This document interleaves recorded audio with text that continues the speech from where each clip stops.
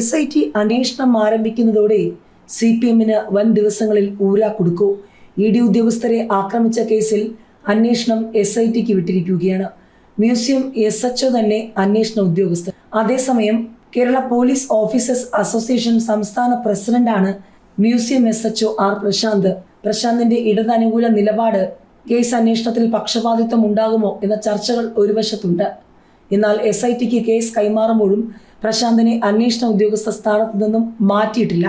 ED ഉദ്യോഗസ്ഥരെ ആക്രമിച്ച case അന്വേഷണം SITക്ക്, മ്യൂസിയം SHO തന്നെ അന്വേഷണ ഉദ്യോഗസ്ഥർ. മാസപ്പടി കേസിൽ റെയ്ഡ് നടത്തി മടങ്ങിയ എൻഫോഴ്സ്മെന്റ് ഡയറക്ടറേറ്റ് ഉദ്യോഗസ്ഥരെ ആക്രമിച്ച കേസിൽ അന്വേഷണം പ്രത്യേക സംഘത്തിന്.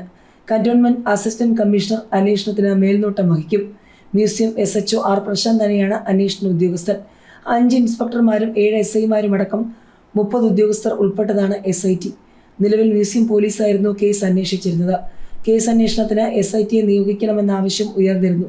മാത്രമല്ല, സമാന ആവശ്യം ഉന്നയിച്ച EDയും ഡയറക്ടറേറ്റിലേക്ക് ഒരു റിപ്പോർട്ട് അയച്ചിട്ടുണ്ടെന്നാണ് വിവരം. പിന്നാലെയാണ് കേസ് അന്വേഷണം SITക്ക് കൈമാറിയത്.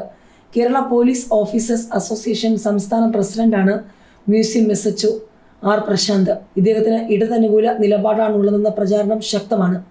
CPM നേതാക്കളും പ്രവർത്തകരും പ്രതിസ്ഥാനത്തുള്ള കേസ് പ്രശാന്ത് അന്വേഷിച്ചാൽ അതിൽ പക്ഷപാതിത്വം ഉണ്ടാകുമോ എന്നും ചർച്ചകളുണ്ടായിരുന്നു.